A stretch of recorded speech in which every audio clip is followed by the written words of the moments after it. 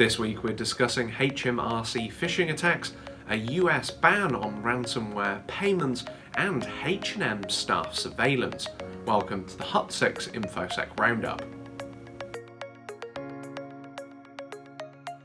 Hello and welcome, my name is Alex James, and this is the Hut6 Infosec Roundup, where we take a look at some of the most pressing matters, latest trends, and industry news from across the world of information security. First up this week, HMRC receives 500,000 malicious emails.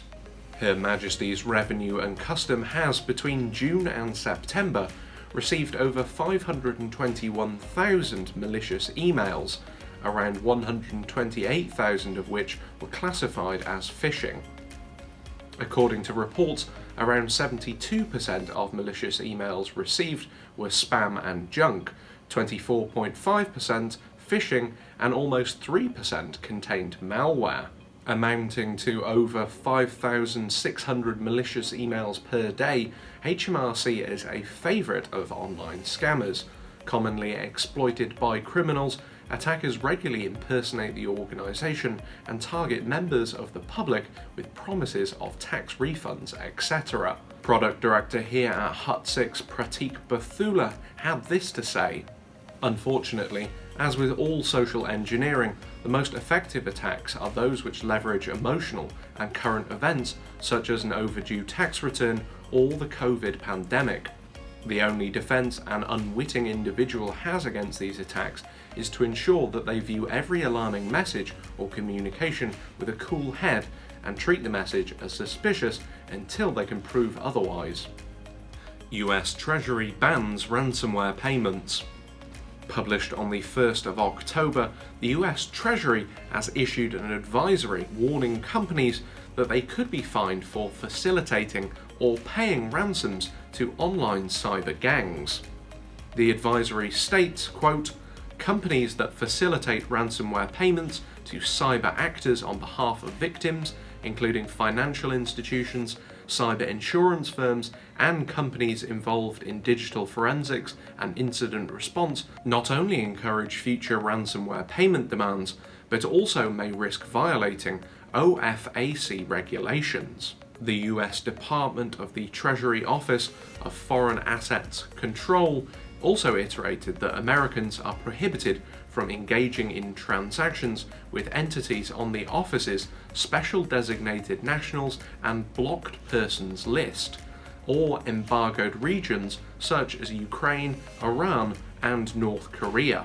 With many ransomware attacks thought to be emanating from state actors, in particular North Korea, entities may also be held liable, quote, "even if they did not know or have reason to know they were engaging in transactions with a person that is prohibited under sections, laws, and regulations administered by the OFAC." The warning comes as a further reminder that robust information security practices cannot be substituted with post hoc solutions, noting, quote, "paying a ransom to cyber actors does not guarantee that the victim will regain access to its stolen data." UK Department for Education fails to meet GDPR standards. The UK's data protection regulator, the Information Commissioner's Office, has this week published the less than perfect results of an audit into the Department for Education. Carried out earlier this year, the investigation has found that data protection was, quote, "not being prioritised," highlighting a total of 139 recommendations for improvement, over 60% of which are classified as urgent. The report stated of the Department for Education's data practices, quote, "there is no formal proactive oversight of any function of information governance, including data protection, records management, risk management, data sharing, and information security within the department, which, along with a lack of formal documentation, means the DfE cannot demonstrate accountability to GDPR." As well as citing internal cultural barriers, the report noted that the Department for Education only provides very limited training to staff in matters of data protection and governance, risk management, information security, and individual rights, and, quote, "in some cases, there is no assurance that staff are receiving any training whatsoever. H&M fined €35 million. The fashion retailer H&M has, after investigation into its Nuremberg service centre, been fined a monumental €35 million for the illegal surveillance of hundreds of members of staff.